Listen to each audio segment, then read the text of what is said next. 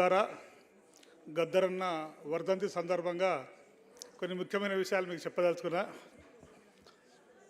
గద్దరన్న 50 సంవత్సరాలు సుదీర్ఘంగా విప్లవ పోరాటంలో ఉంటూ పీడిత కులాల్ని, పీడిత వర్గాల్ని చైతన్యవంతం చేస్తూ ఒక బలమైన విప్లవ పార్టీ నిర్మాణానికి దోహదపడ్డాడు.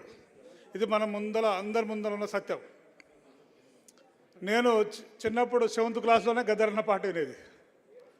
ఆ తర్వాత నాకు మా లంబాడి హక్కుల పోరాట సమితికి గద్దరన్నకున్న బంధమైంది.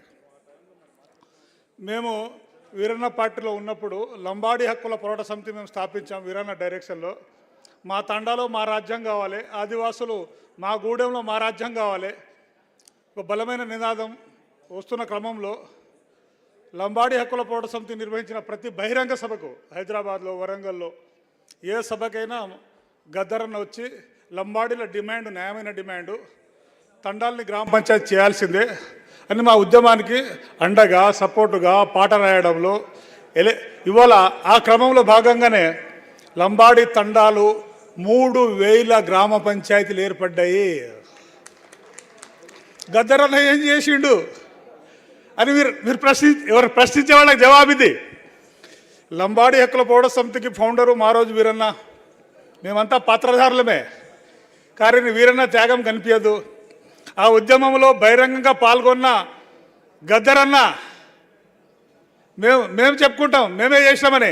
కానీ ఆ రోజుల్లో గద్దరన్న సపోర్ట్ ఆ ఉద్యమాన్ని లేకుంటే అది ప్రజాస్వామికమైన మూమెంటు, అన్ని వర్గాల ప్రజల మద్దతు కూడగట్టుకునేది కాదు.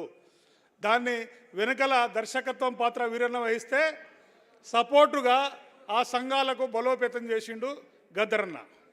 అయితే గద్దరన్న ఎందుకో బాడీ ఒక దగ్గర, ఆలోచన ఒక దగ్గర. ఆయన చేతిలో పంచశీల జెండా. పంచశీల జెండా ఎందుకు వచ్చింది? బుద్ధుడి జెండా ఎందుకు వచ్చింది? అది చాలా ముఖ్యమైనది. ఆలోచన తట్టేయడంతోనే బుద్ధుడి జెండా, పంచశీల జెండా వచ్చేసింది. ఈ దేశంలో 3000 సంవత్సరాల కింద ఈ దేశంలో కులాలు లేవు. ఈ దేశంలో కులాలు లేవు. మనమందరం మూలవాసులమే. ఆ తర్వాత బుద్ధిస్టులమే. ఎస్సీ, ఎస్టీ, ఓబీసీ, మైనార్టీ, శూద్ర అగ్రకులాలైన రెడ్డి, కమ్మ, విలమ. మన లాస్ట్కు మొన్న డిఎన్ఏ రీసెర్చ్లో తేలింది, కోమట్లు కూడా క్షత్రియులు కూడా డిఎన్ఏ ఒకటే. మూలవాసుల డిఎన్ఏ తేలిపోయింది. బ్రాహ్మణుల డిఎన్ఏ ఈ మూలవాసులతోటి, భారతీయులతోటి మ్యాచ్ కాలేదు. మరి 3000 సంవత్సరాల కింద దేశంలో కులాలు లేవు, వర్ణాలే ఉండే. 4 వర్ణాలు, బ్రాహ్మణ, క్షత్రియ, వైశ్య, శూద్రాన్ని 4 వర్ణాలే.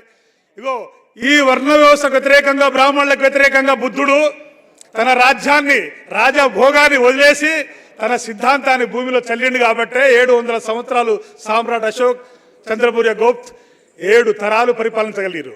ఆ తర్వాత బ్రాహ్మణులు వర్ణ వ్యవస్థను ఓడగొట్టిండు బుద్ధుడు. కాబట్టి ఈ శూద్ర వర్ణాన్ని 6000 కులాలుగా విభజించారు బ్రాహ్మణులు. కానీ ఇప్పుడు ఏం చెప్తారు? ఇగో అది బ్రహ్మ రాసిన రాత. బ్రహ్మ కాదు, బ్రాహ్మణుడు రాసిన రాత. బ్రహ్మ తర్వాత కమ్యూనిస్టు సోదరులు ఏం చెప్తారు? నేను కూడా అక్కడ పుట్టినోడే, నాకు ఓల్మాలు నేర్పింది కమ్యూనిస్ట్ పార్టీ, విప్లవ పార్టీ. పాఠ్య పుస్తకాలు ఏం బోధిస్తారు? కులాలు వృత్తుల ఆధారంగా వచ్చినాయంట. కులాలు వృత్తుల ఆధారంగా వచ్చినాయని పాఠ్య పుస్తకాల్లో బోధిస్తారు, కమ్యూనిస్టు క్లాస్లో కూడా బోధిస్తారు. ఇది నిజమా? ఇది సత్యమా? ఒకవేళ వృత్తుల ఆధారంగా కులం వస్తే America, London, Europe, Germany, Canada, రష్యాలో ఎందుకు వృత్తుల ఆధారంగా కులాలు రాలేదు? అక్కడ కూడా వృత్తులు ఉన్నాయి కదా. చెప్పు కుట్టుకునేవాడు మాదిగై ఉండాలి, గొల్లు కాసుకునేవాడు గొల్లలే ఉండాలి, బట్టలు ఉతుకునేవాడు మంగలే ఉండాలి, గడ్డం గీసేవాడు మంగలే ఉండాలి. అక్కడ కూడా వృత్తులు ఉన్నాయి కదా. మరి అక్కడ కులాలు ఎందుకు పుట్టలేదు? వృత్తుల ఆధారంగా కులాలు రాలేదు. బ్రాహ్మణుల సృష్టే కుల వ్యవస్థ. ఈ నీచమైన కుల వ్యవస్థ, ఎయిడ్స్, కరోనా కంటే భయంకరమైనది కుల వ్యవస్థ. ఈ ఎన్ని కులాలు? ఎస్టీలో 700 జాతులు, ఎస్సీలో 1800 కులాలు దేశంలో, బీసీలలో 3600 కులాలు. డేటా, గవర్నమెంట్ డేటా, ఇది మండల్ కమిషన్ రిపోర్ట్. 6743 కులాలు అంటే 6000 ముక్కలు చేసిరు బ్రాహ్మణులు ఈ దేశంలో. ఇగో ఈ కుల వ్యవస్థకు వ్యతిరేకంగా, ఈ వివక్షకు వ్యతిరేకంగా బుద్ధుడు, అశోకుడు, సాహు మహారాజ్, పూలే, అంబేద్కర్, కాంశీరామ్, నేడు వామన్ మేసరాం అదే మార్గంలో ప్రయాణించుడు గద్దరన్న. అందుకే బుద్ధుడి జెండా వచ్చింది గద్దరన్న చేతిలో. దీన్ని అర్థం చేసుకోవాలి. ఉట్టిగా పంచశాల జెండా రాలేదు గద్దరన్న చేతిలో. ఇక్కడ వర్గ నిర్మూలనకు పేదవాళ్ళని ఐక్యం చేసినట్టే కుల వివక్షకు వ్యతిరేకంగా బ్రాహ్మణిజం అంటే కుల వ్యవస్థకు వ్యతిరేకంగా అట్టడుగు కులాలని, అణగారిన కులాలని ఆర్డర్ చేయాల్సిన బాధ్యత ఉంది. చివరిగా ఇగో ఈ దేశంలో original Mars Mahatma Jyotirao Phule, original Mao Babasaheb Ambedkar, సిద్ధాంత భూమి పురుషుడు గౌతమ బుద్ధుడు. ఇక్కడ మహాత్మా జ్యోతిరావు పూలే నాడు గులాంగిరి బుక్లో భూములు అమ్మడానికి కారణం బ్రాహ్మణులే, ఆత్మహత్యలకు కారణం బ్రాహ్మణులే. ఎందుకు పార్లమెంట్లో చట్టం చేయట్లేదు? కాంగ్రెస్ అయినా బీజేపీ అయినా బ్రాహ్మణులదే. ఈ దేశంలో ఆర్ఎస్ఎస్ బ్రాహ్మణులదే. భూములు అమ్ముకుంటామంటే కారణం బ్రాహ్మణులే. మహాత్మా జ్యోతిరావు పూలే అన్నాడు ఈ మాట. కానీ మార్క్సిస్టులకు, కమ్యూనిస్టులకు 500 కిలోమీటర్ ఉన్న పూనాలో పూలే అర్థం కాలేదు. రష్యాలో ఉన్న లెనిన్ అర్థమైండు, మార్క్స్ అర్థమైండు. ఈ దేశంలో పుట్టిన భూమిపుత్రుడైన మహాత్మా జ్యోతిరావు పూలే, అంబేద్కర్ అర్థం కాలేదు.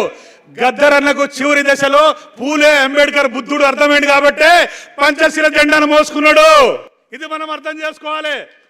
నేను చివరిగా పూలే, అంబేద్కర్, బుద్ధుడి ప్రయాణంలో ప్రయాణించడమే మా లక్ష్యము. భారత రాజ్యాంగాన్ని నిర్వీర్యం చేయడానికి ఇవాళ బ్రాహ్మణులు కుట్రబన్నిరు.